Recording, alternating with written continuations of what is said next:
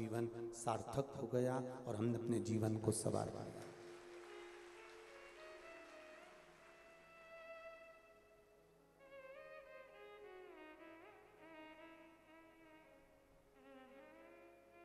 एक माता जी आज हमसे कह रही थी, गुरुजी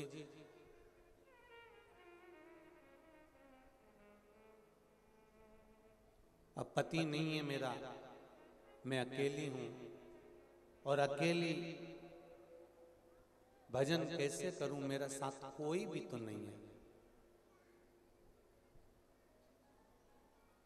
छत्तीसगढ़ की इस पावन धरा पर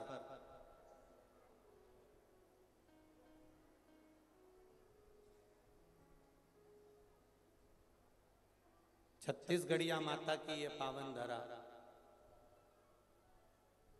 कोई साधारण सी नहीं है। आपने जो प्रश्न किया कि अब मैं अकेली हूं, अकेले भजन कैसे करूं, तो उनसे निवेदन है, जब हम भजन करने बैठते हैं, माला जपने के लिए बैठते हैं, तो कौन कहता है कि तुम अकेले रहते हो? 108 मन के तुम्हारे साथ हर पल हर घड़ी रहते हैं। जिन 108 मनके को पकड़कर तुम भगवान का भजन करती हो, और अगर 108 मनके को पकड़कर भजन नहीं भी करती हो और भगवान शंकर को अगर एक लोटा जल चढ़ाती हो, श्री शिवाय नमस्तुभ्यम का जाप करते हो या भगवत स्मरण में कैसे भी डूबे हुए रहते हो, तो आप अकेले नहीं हो।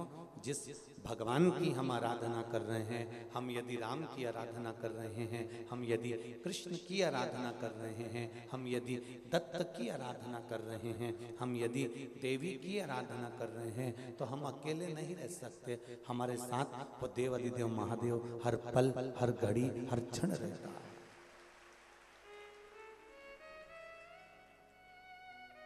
प्रत्येक के साथ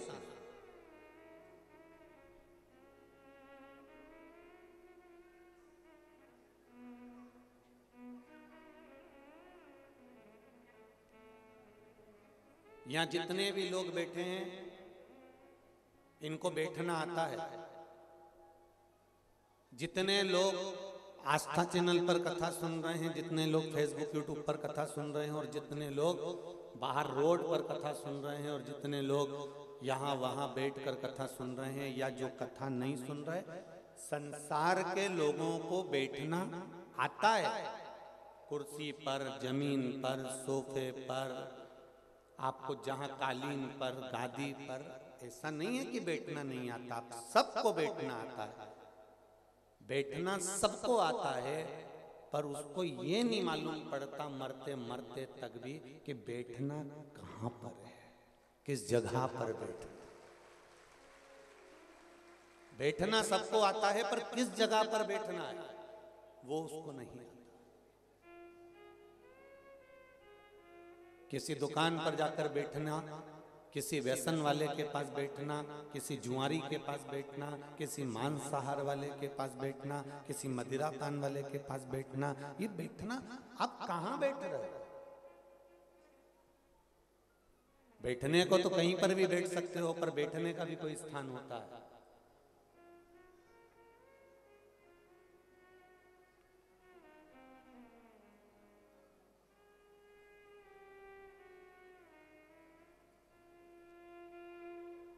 कौवे को मोती खाने को दोगे तो वो मोती नहीं खाएगा, मोती नहीं चुगेगा। उसको तो, कौवे को तो केवल मांस के छितड़े ही चाहिए।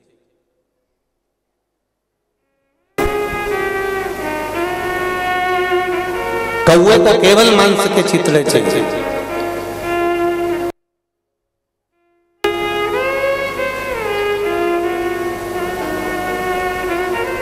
हंस को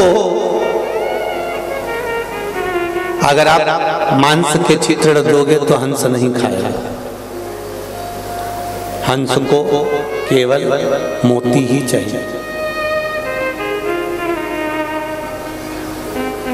शेर भूखा मर जाएगा, पर घास जम के बोलो नहीं खाएगा।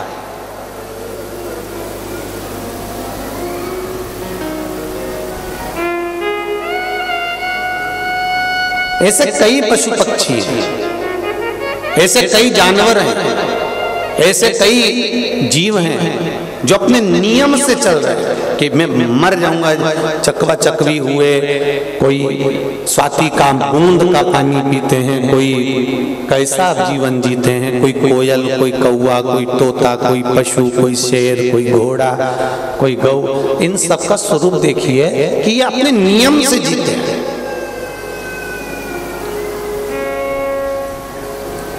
शेर भूखा मर जाए पर घास नहीं खाता, दूसरे का करा हुआ शिकार पड़ा रहेगा, नहीं खाएगा। कौवा मोती नहीं चुगता, हंस मांस भले कितना भी घोर कलयुग आ गया हो, पर इन्होंने अपना नियम नहीं बदला। बस आज के जमाने में नियम केवल मनुष्य ने बदला। इसको तो जो मिल जाए वो सब खा जाए, इसका कोई ठिकाना नहीं।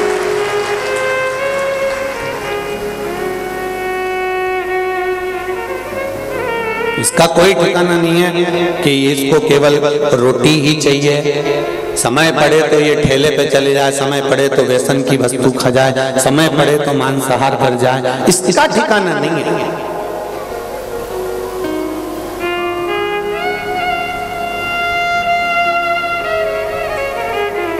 अच्छा, शेर दिखता है तो तुमको लगता है कि शेर है सामने और अपने को भय लगता है कि आक्रमण कर देगा। सांप है तो आप उसको देखकर दूर हट जाओगे, शेर है तो उसको देखकर दूर हट जाओगे, जानवर है तो उसको देखकर तुम दूर हट जाओगे कि ये मेरे पर घात कर सकता है, ये मुझे काट सकता है, ये मुझे विष उगल सकता है, ये मुझे नुकसान पहुंचा सकता है। पर मनुष्य को कैसे पहचानोगे कि ये मुझे नुकसान पहुंचाएगा कि नहीं पहुंचाएगा, इसके साथ रहूं कि नहीं रहूं, इसके साथ मैं काम करूं कि नहीं करूं, इसको कैसे पहचानोगे?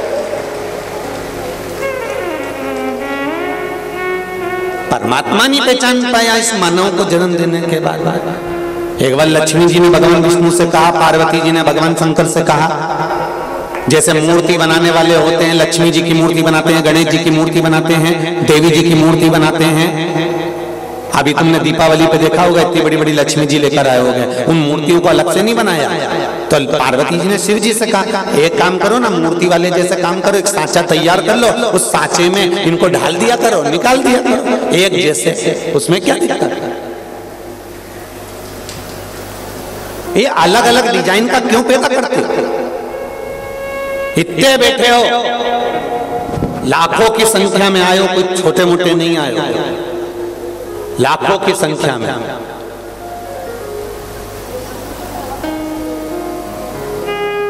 रात को 3 बजे कोई हमारे वो आशीष जी कर रहे थे कि कोई वीडियो कॉल वो कर रहा था, फेसबुक पे लाइव चला रहा था रात को 3 बजे। तो मालूम पड़ा था कि रात को 3 बजे पूरी रोड भरा चुकी थी। जरा विचार करिए, पंडाल की तो जाने दीजिए,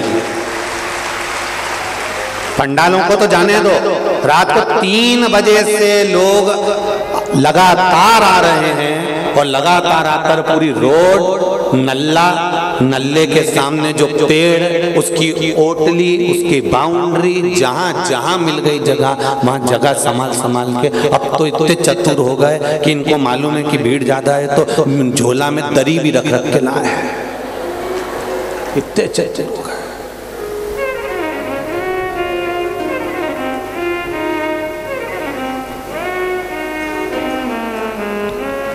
इतनी संख्या में आए हो, जरा विचार करिए, अपनी चित्तवृत्ति में ये उतारिएगा।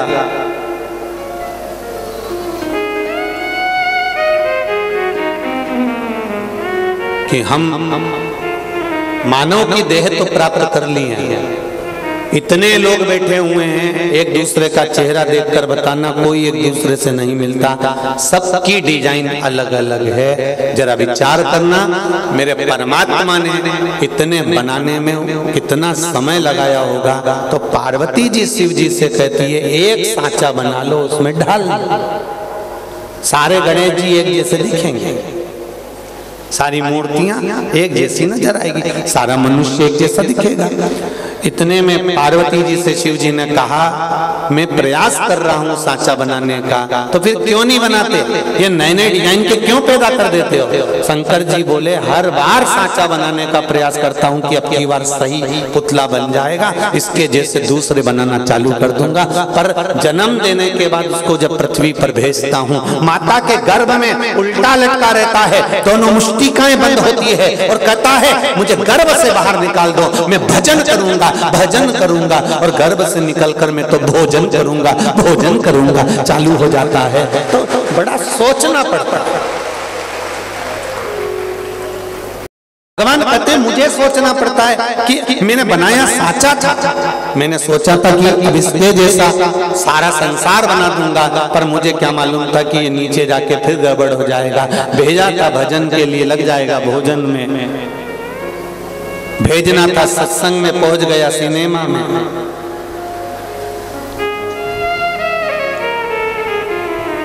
कितनी कृपा करिए मेरे दयालु ने, कितनी दया करिए। हाथ दिए सेवा के लिए, दान के लिए, नेत्र दिए दर्शन के लिए, मुख दिया भजन के लिए, कर्ण दिए श्रवण के लिए।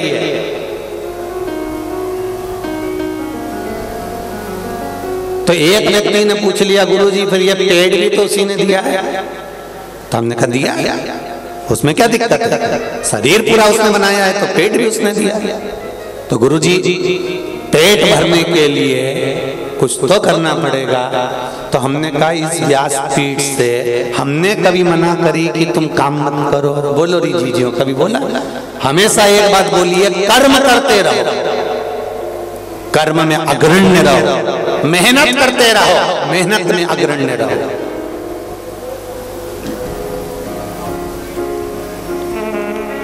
जब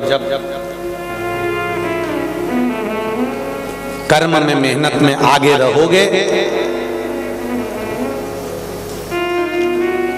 और मेहनत करते रहोगे तो ये निश्चित था कि तुम अपनी मंजिल पर पहुंचोगे। गुरुजी अगर मेहनत करने के बाद भी हमारा पेट नहीं भराया तो, मेहनत करने के बाद भी अगर हमारा पेट नहीं भराया तो भगवान शिव की कथा, शिव महापुराण की कथा कहती है, गीता जी में भगवान कृष्ण ने कहा है, जन्म मैंने दिया है तो मृत्यु भी मैं दूंगा। अगर तेरे जन्म से पहले माँ के स्तनों में दूध दिया है तो मरते तक भी तेरे प्राण छूटने पर भी अग्नि में दूंगा। क्यों चिंता करता है? चिंता क्यों करता है? कोरोना महामारी के समय पर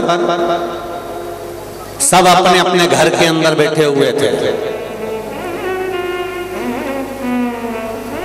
और वो हॉस्पिटल में काम करने वाले डॉक्टर भी अगर किसी मरीज को देख रहे थे तो पूरी सेफ्टी के साथ देख रहे थे। बोलो सही है कि गलत है? पर उन डॉक्टरों के हॉस्पिटल में डॉक्टर भी अपना काम कर रहे हैं, पर उनके साथ में जो छोटे छोटे लोग जो झाड़ू लगाने वाले हैं, पोछा लगाने वाले हैं, स्वीपर हैं, सफाई करने वाले हैं, जिनको भगवान श्री हरि ने अपना बनाकर रखा है, जिनको अपना बनाकर रखा है, ऐसे भगवान श्री हरि के जो स्वरूपवान हैं, ऐसे छोटे छोटे जिनको हम लोग नकार देते हैं, जिनको हम कह देते हैं हम ब्राह्मण, हम क्षत्रिय, हम वैश्य, ये शूद्र हैं, उस जगह पर अगर देखा जाए तो जो छोटे छोटे थे झाड़ू लगाने वाले, पोछा लगाने वाले, वो इतना नहीं डर रहे थे। घर का बेटा अंतिम संस्कार करने नहीं आया तो मेरा नारायण उनका रूप रख कर आया और वो अंतिम संस्कार कर कर गया। इसलिए उनको हरि के जन कहते हैं, जो परमात्मा का स्वरूप है। और आज के जमाने में हम उनको नकार देते हैं। आज के जमाने में हम कह देते हैं ये ब्राह्मण है, ये क्षत्रिय, ये वैश्य, शूद्र है। हमने भेदभाव की भावना उत्पन्न कर ली है, पर हमारा सनातन धर्म कभी भेदभाव नहीं देता। हमारा सनातन धर्म कभी ये नहीं कहता कि ये बड़ा है कि वो छोटा है। हमारा सनातन धर्म कहता है ये मनुष्य का जो शरीर है, ये मानव का जो शरीर है, ये परमात्मा ने दिया। परमात्मा ने ये कहकर नहीं भेजा कि तुम ये बनोगे कि वो बनोगे। परमात्मा ने तो केवल अपना एक मानव का शरीर दिया था, सनातन धर्म में जन्म दिया था, सनातनी बनाकर पैदा करा था। और उस परमात्मा ने कहा था कि जिस समय पर जिस पल जो जरूरत पड़े उस समय पर वो कर्म कर बैठा।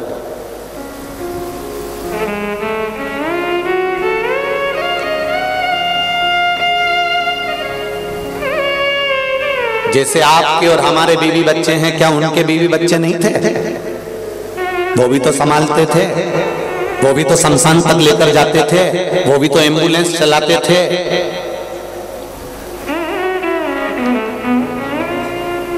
पूरा पुलिस वर्ग, पूरा प्रशासन कोरोना महामारी में आप सब अपने घर में थे और पूरे पुलिस कर्मचारी रोड पर 24 घंटे खड़े रहते थे। क्या उनका परिवार नहीं होता था? क्या उनका घर नहीं होता था? जरा विचार करिए, क्या उन्होंने मेहनत नहीं करी? हमने नकार दिया हर एक व्यक्ति को। हमने केवल ये सोचा कि मैं और मेरा परिवार, मैं और मेरा कुटुंब, मैं और मेरा। पर शिव महापुराण की कथा करिए, यही भेद तो हमारे सनातन धर्म को काट रहा है, यही भेद तो हमारे सनातन धर्म को नोच रहा है।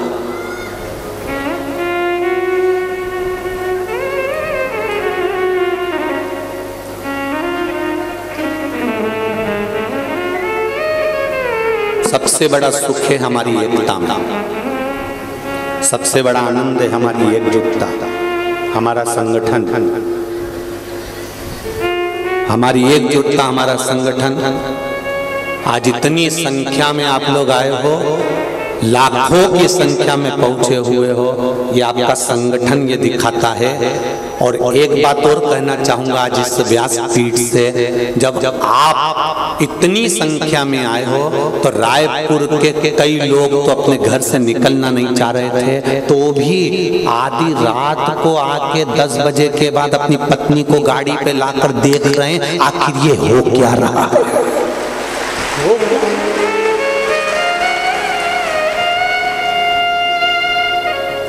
मुझे तो मालूम नहीं था, रात्रि के समय वो विकास उपाध्याय जी के यहाँ शिव जी का मंदिर है, तो बाबा के मंदिर का दर्शन करने के लिए हम गए थे।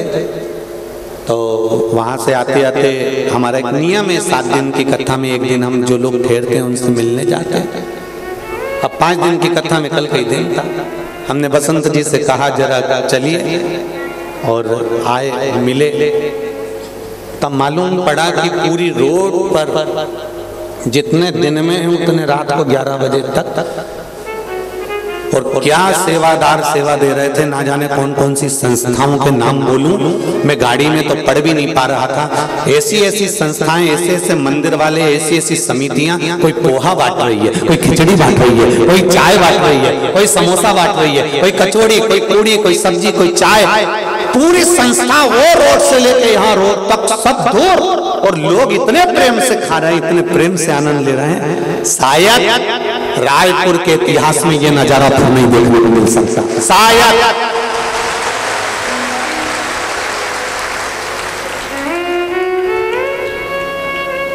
ये नजारा देखने को नहीं मिल सकता जो देख लिया।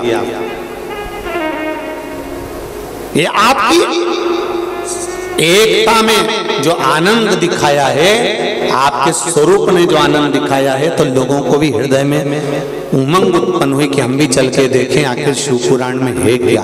जो नीवी जाते थे वो भी एक नजारा देखने के लिए, भले कुछ नहीं, अपनी अपनी छतों पर लोगों ने टेंट लगवा लिए और टेंट लगा लगा के, कुर्सी लगा लगा कर नजारा देखा, कथा श्रवण करी, भक्ति का। भले थोड़ी सी कथा उनके कानों तक पहुंची, पर पहुंची तो सही। इसमें जीवन की सार्थकता है, इसमें आनंदता है, और इसी को आनंद कहते हैं। सुख और आनंद में क्या अंतर है? बोलो री छत्तीसगढ़ वाली जीजियों और जितने जीजा बैठे, सुख और आनंद में क्या अंतर हो सकता है? शिव महापुराण कहती है सुख केवल तुम भोगते हो, सुख केवल तुम्हारा परिवार भोगता है, और आनंद पूरा समाज और पूरा गांव भोगता है। उसको आनंद कहते हैं।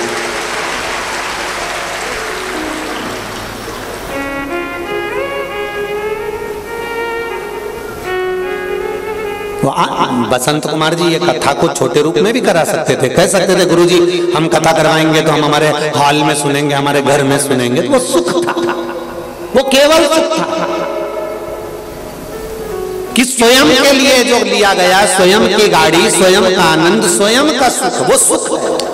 पर आनंद किसको कहा गया? नहीं, अगर कथा हो रही है तो पूरा जितना भी रायपुर का लोग है और आसपास का लोग है वो आए और इस कथा का आनंद लेकर जाए। जब आनंद लेकर जाएगा तो ये निश्चित है एक पोलियो की दवाई एक बार पिलाई जाती है और पूरी दूर अलाउंस होता रहता है।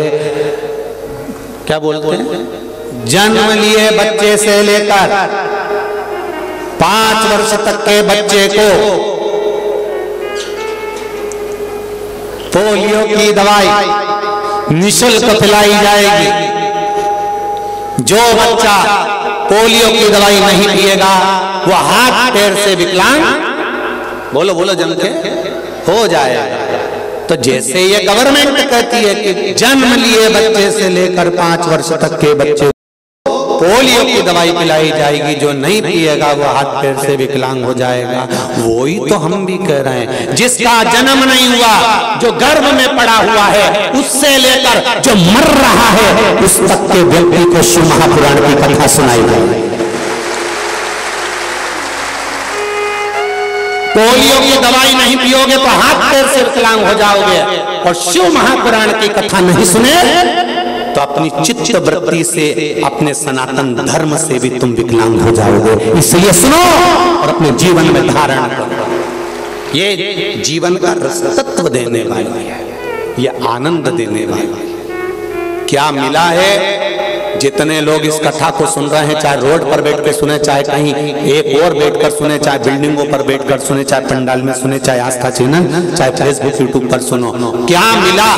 क्या दिया भोलेनाथ ने तुमको? ये हमको नहीं मालूम, पर इतना जरूर जानते हैं, ये मेरा विश्वास कहता है कि मेरे भोलेनाथ ने तुमको क्या दिया और 3 महीने में क्या देगा, ये अगली कथा के जो पत्र आएंगे उसमें तुम्हारा पत्र बताएगा कि क्या दिया तुमको, शिव जी ने क्या प्रदान करा तुमको। इतनी लंबी कथा में हम बहुत सारे पत्र नहीं पढ़ पाते, जो पत्र सामने आता है उसको पढ़ लिया, रख दिया। बहुत सारे पत्र हैं, एक नहीं, संतान जिनकी हुई है उनके कम से कम 50-100 पत्र आते हैं। जिनको थोड़ा बहुत भी आराम लग जाता है उनके भी 100 पत्र आ जाते हैं। छोटा मोटा पत्र पढ़ते हैं, बाकी के सारे पत्र नियम है, इन पत्रों को हम लेकर नहीं जाते। इन पत्रों को पीछे ढेर लगा होगा, या पीछे ढेर लगा होगा पत्रों का। सब पत्र आपके गांव के लोगों के लिए, आपके लिए छोड़ कर जाते हैं। और इन पत्रों को एक बार जब भी मौका मिले, मेरा निवेदन है उन पत्रों को जरूर पढ़ना और उनको फैलाकर उनका फोटो भी भले तुम खींच लेना। इन पत्रों में जितने भी पत्र हैं, सब पत्रों में जो आपको बाबा ने दिया है उसका व्याख्यान वर्णन आपने इन पत्रों में किया है। जो दिया वो आपने इन पत्रों में किया, दिया सब यहीं पड़े।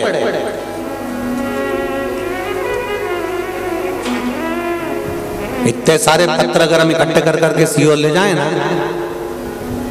तो एक अलग से घर बनाना पड़ेगा इनको धरने के लिए। ये अलमारी वलमारी में आने वाले नहीं है, इनको रखने के लिए एक अलग से घर बनाना पड़ेगा। इसमें रखते जाओ रखते जाओ रखते जाओ रखते जाओ। एक पत्र देखिए,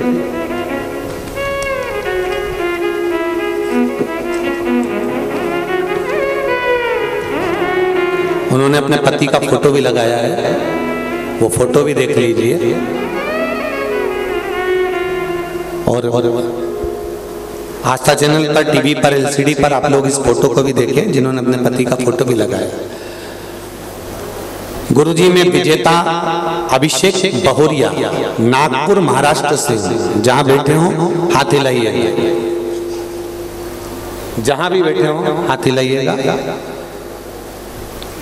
मैं विजेता अभिषेक बहोरिया नागपुर महाराष्ट्र से हूँ। गुरुजी मैं भोलेनाथ कि क्या बखान करूं, आज भोले बाबा की कृपा से, उनके आशीर्वाद से मेरा सुहाग आज मेरे सामने खड़े हैं। मेरे पति की तबीयत 16 जनवरी 2022 को अचानक इतनी खराब हो गई कि उनको तुरंत नागपुर अस्पताल में भर्ती करना पड़ा। आईसीयू में सीरियस कंडीशन में डॉक्टरों ने उनका चेकअप करके बताया कि उनका लीवर सिरोसिस हुआ है, लीवर लगभग 70% खराब हो चुका है, जल्दी ही उनका ऑपरेशन करना होगा, लगभग 30 लाख खर्च लगेंगे। गुरुजी उस वक्त कुछ समझ नहीं आ रहा था कि हम क्या करें, और हमारे पास इतने पैसे भी नहीं थे कि हम ऑपरेशन करा सकें। फिर मैं अपने पति को अपनी मम्मी के यहाँ रायपुर ले आया। गुरुजी यहाँ आकर मुझे मेरी बड़ी माँ ने आस्था चैनल पर अपने शिव महापुराण कथा बताई और पशुपति व्रत के बारे में बताया, एक लोटा जल तथा एक बेलपत्र का उपाय बताया। गुरुजी फिर मैंने पशुपति व्रत करना अपने मायके में ही चालू कर दिया। रोज 1 लीटर जल लाती और जल चढ़ाकर पति को जल देती और शिव जी का चढ़ा हुआ बेलपत्र खिलाती। गुरुजी मुझे पशुपति नाथ की व्रत की 3 सोमवारी हुए थे कि जांच कराने को वापिस लेकर गए और नागपुर में फिर जांच कराई तो मेरे पति का लीवर 40% तक अच्छा हो चुका था। शिव की कृपा, 40% तक लीवर अच्छा हो चुका था। और गुरुजी भोले बाबा की कृपा से आखिरी सोमवार के व्रत मेरे पति का लीवर में और सुधार हो गया और डॉक्टर की रिपोर्ट जो हमेशा खराब आ रही थी अब सब अच्छी आना चालू हुई। मैं और मेरे पति आज इस भूमि को नमन करने के लिए आए हैं। ये शिव है, पति का फोटो भी लगाया है उन्होंने, फोटो। ये शंकर योग घड़ी, तेरी कृपा बिना न हिले एक भी, लेते हैं श्वास तेरी कृपा से बखान क्या करूं मैं रातों के ढेर का, चपटी भभूत में खजाना कुबेर का। वो क्या देगा आपको ये हमको नहीं मालूम,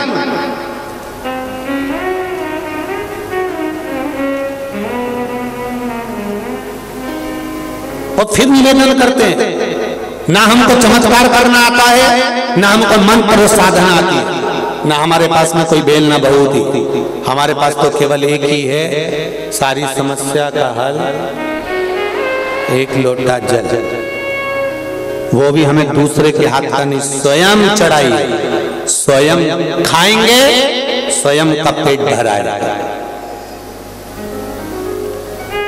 स्वयं खाएंगे, स्वयं का पेट भराएगा, स्वयं भजन करेंगे, भजन का बल भी स्वयं प्राप्त होगा।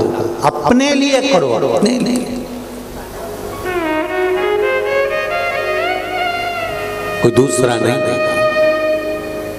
महाराज खूब आनंद के साथ में सुख में और आनंद में अंतर है। सुख खुद के लिए भोगा जाता है और आनंद सबके बीच में लिया जाता है। जैसे ये शिव महापुराण की कथा, ये आनंद का विषय है, आनंद का विषय। जब एक बूढ़ा बाप, जब एक बूढ़ा पिता वसीयत लिखता है ना, जब एक बूढ़ा बाप वसीयत लिखता है, सबको लिख देता है, बस एक को नहीं लिख पाता है। वो कोई दूसरा नहीं होता। बूढ़ा बाप सबको वसीयत में सब सामान लिख कर दे देता है, पर वो बूढ़ा बाप एक को कुछ नहीं दे पाता है। और वो किसको? अपने आप। कमा कमा कर मर गया, जब खाने की उम्र थी तब कमाने में लगा हुआ था। और अब जब आराम की उम्र आई है कि थोड़ा बहुत खा लूंगा, तो बीपी और शुगर ने ऐसा डामाडोल करके रखा है कि एक लड्डू भी नहीं खा सकता। शादी में जाता है केवल लिफाफा देकर आ जाता है, नहीं खा पाता। ये जीवन। मेरा जितने नवयुवक बेटा बेटी बैठे हैं यहाँ, जितनी बहुएं बैठी हुई हैं, भले दूसरी कथाओं में बुजुर्ग लोग जाते होंगे, बूढ़े लोग जाते होंगे, पर मेरा विश्वास कहता है यहाँ छोटे से छोटे बच्चे से लेकर बुढ़े से बुढ़ा व्यक्ति कथा श्रवण करने आता है। यहाँ नवयुवक बेटा बेटियां, यहाँ मेरे भाई बैठे हुए हैं,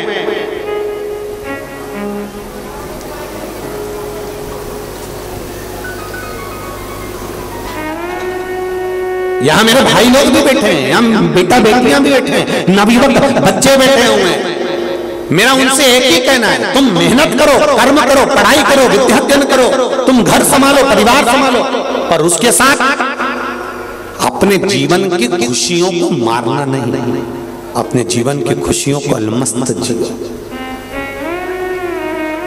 जब बुढ़ापा आ जाता है ना, तो ये पहनने के कपड़े भी अच्छे नहीं लगते, हौरी कौन पहने, क्या करेंगे। अब बुढ़ापे में भी कहते कौन देख रहा हो, अपन तो जैसा पहन लो। जय जोहार।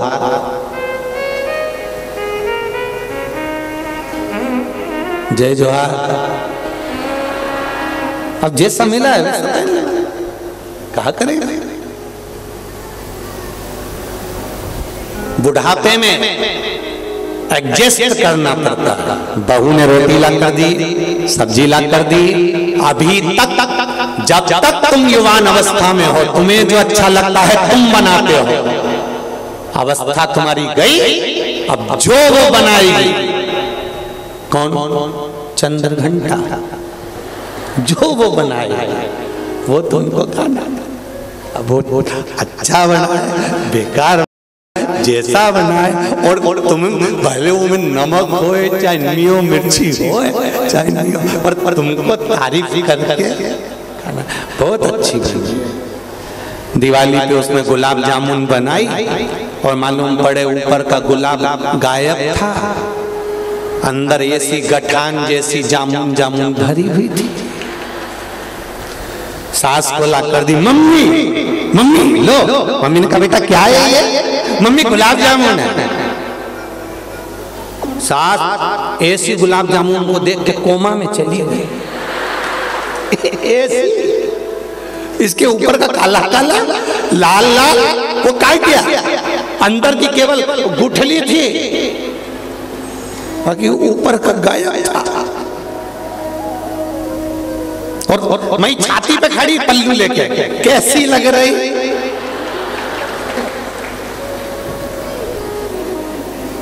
खाओ तो। अब बेचारी आदि तो कोमा में पड़ी है, कैसे खाओ? इतने में सास ने पूछ लिया मावा कहां से आया था? इनसे मंगवाया था। अच्छा, मेरा बहुत मन कर रहा था एक बार गुलाब जामुन बना के खिलाऊं तुमको। सास ने बोला अभी खिलाने मना नहीं है, पर मैं मर जाऊं ना, उसके बाद में पंडित जी को जब भोजन कराने बुलाया 16 श्राद्ध में, तब कभी मत खिलाना। उसने पूछा मम्मी क्यों? मम्मी बोली मैं कहीं पे भी होंगी ना, मैं से बद्दुआ दूंगी। ऐसे गुलाब जामुन खिलाई, ऐसे खिलाई तूने? अरे भगवान, अवस्था जाए तब कौन पूछेगा कि तुमको क्या अच्छा लगता? बुढ़ापा आएगा तब कौन पूछेगा कि तुमको क्या अच्छा लगता? सब अपने कमरे का इंटीरियर कराएंगे, सब अपने कमरे का डेकोरेशन करेंगे, बहुएं अपना कमरा साफ करेगी, पर तेरे कमरे में कोई नहीं आएगा, तू अपना कमरा खुद साफ कर। कौन करेगा? और जितना सुंदर कमरा बहू का, बेटों का और घर के बुजुर्ग का कमरा, तुम सब। आवाज नहीं आ रही क्या? आ रही है ना? ठीक है। कौन कौन जान? किसने जाना? कौन जान? एलईडी बंद है क्या? चल रही है बस, ठीक है। पीछे आवाज नहीं जा रही है, उधर आवाज नहीं जा रही है, देखिए उस साइड से आवाज नहीं आ रही है क्या? पीछे आवाज खोलिए।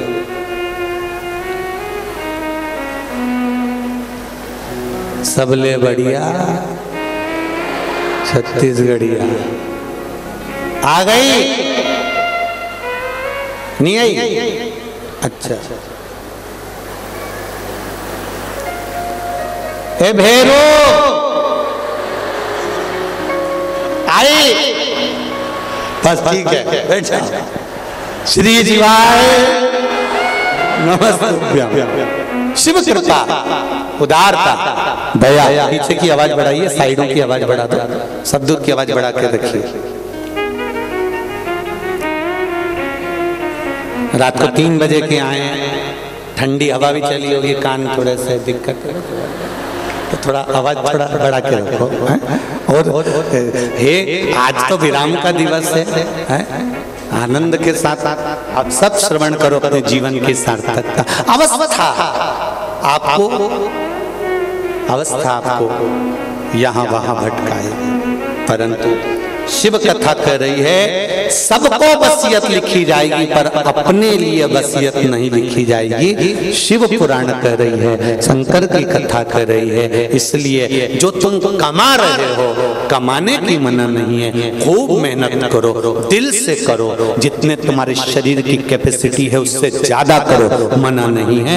खूब कमा, और जितना कमा सकते हो उतना कमा, पर निवेदन है उस कमाई का थोड़ा सा अंश अपने ऊपर भी खर्च करते चलो, जिससे तुम्हारा जीवन सार्थक होता है। सार्थक। बेटे को मोबाइल दिलाया 60,000 का, 30,000 का, 40,000 का। बेटी को मोबाइल दिलाया 30, 40, 50,000 का। कपड़े भी एक से बढ़कर एक दिलाया, पर एक बुजुर्ग माता पिता अपने बच्चों को सब कुछ देते चले जाते हैं और खुद उस सुख को नहीं भोग पाते हैं। मोबाइल लेंगे तो बेटा बस 5-10 हजार का ला देना, मेरे को दे देना, मेरे पास छोटा सा है, वो चल रहा है, आवाज आ रही नहीं आ रही, उसको कोई मतलब नहीं। बस वो हमेशा करता है तो दूसरे के लिए करता है। करो अपने बच्चों के लिए, हम वो भी मना नहीं करते, करो, पर थोड़ा अपने लिए भी करिए। राम राम रटते रहो जब तक घट में प्राण, कबहु तो दीन दयाल के भनक पड़े। एक बार श्री गौतम बुद्ध जी को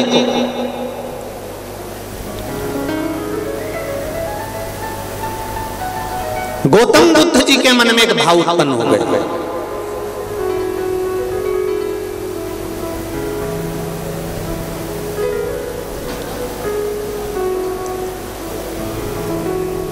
गौतम बुद्ध जी ने विचार करा, मुझे जीवन में ऐसा कोई लक्ष्य, ऐसी कोई साधना, ऐसी कोई साधना हमारे जीवन में हो जिससे उस परमात्मा का साक्षीकरण हो जाए। गौतम बुद्ध जी ने ये विचार किया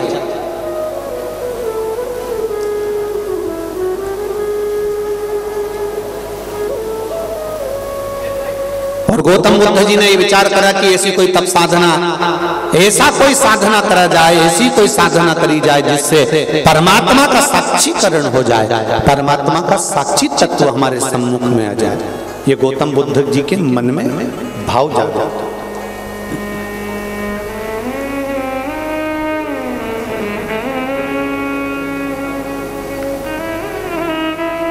जरा ध्यान दीजिएगा कथा की ओर। भगवान राम जी के मन में जब भाव उत्पन्न हुआ तो उन्होंने शंकर भगवान की आराधना करी। भगवान कृष्ण के मन में जब भाव उत्पन्न हुआ तब उन्होंने भगवान शंकर की आराधना करी। भगवान गणेश जी के मन में भाव उत्पन्न हुआ तो उन्होंने शंकर जी की आराधना करी। कार्तिकेय जी के मन में भाव उत्पन्न हुआ तो उन्होंने शंकर जी की आराधना करी। पार्वती जी के मन में भाव उत्पन्न हुआ तो उन्होंने शिव जी की आराधना करी। गौतम बुद्ध बाबा के मन में जब परमात्मा की साक्षीकरण करने का भाव उत्पन्न हुआ तो उन्होंने भी शंकर भगवान की शरणागति ग्रहण करी और गौतम बुद्ध बाबा काशी के पास में सारंगनाथ मंदिर के पास जाकर बैठ गए। कौन से मंदिर के पास? जम के बोलो जरा। काशी के सारंगनाथ मंदिर के पास में गौतम बुद्ध बाबा जाके बैठ गए।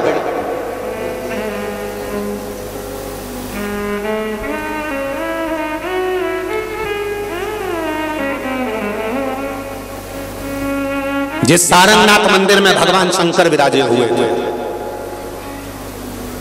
जिस सारंगनाथ मंदिर में भगवान शिव बैठे हुए थे, जिस सारंगनाथ मंदिर में भगवान शंकर का शिवलिंग था और पास में एक सुंदर बावड़ी बनी हुई थी। सारंगनाथ मंदिर के पास में एक सुंदर बावड़ी है और वहीं देवाधिदेव महादेव आनंद के साथ विराजे हुए थे, बैठे हुए थे। और वहीं गौतम बुद्ध बाबा ने विचार करा कि अब मैं काशी आया हूं, काशी के नजदीक में ऐसा एकांत स्थान ढूंढता हूं जहां पर केवल मैं परमात्मा को पा सकता, मेरी भक्ति बढ़ सके, उस परमात्मा से मेरा साक्षीकरण हो सके।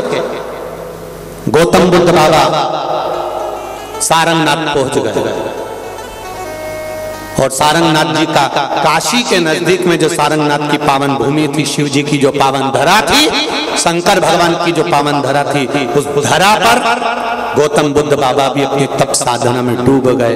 इतनी भक्ति करी, इतनी भक्ति करी, इतनी भक्ति करी कि गौतम बुद्ध बाबा को भी अपने हृदय चित्त से शिव का साक्षीकरण हो गया। फिर निवेदन करना, राम जी ने भी शिव की आराधना करी है, कृष्ण ने भी शिव जी की आराधना करी है, गौतम बुद्ध बाबा ने भी शिव की आराधना करी है, गणेश जी ने भी शिव की आराधना करी है। ऐसा कोई देवता नहीं कि जो शिव के साथ में नहीं जुड़ा हुआ, शंकर जी के साथ नहीं जुड़ा हुआ।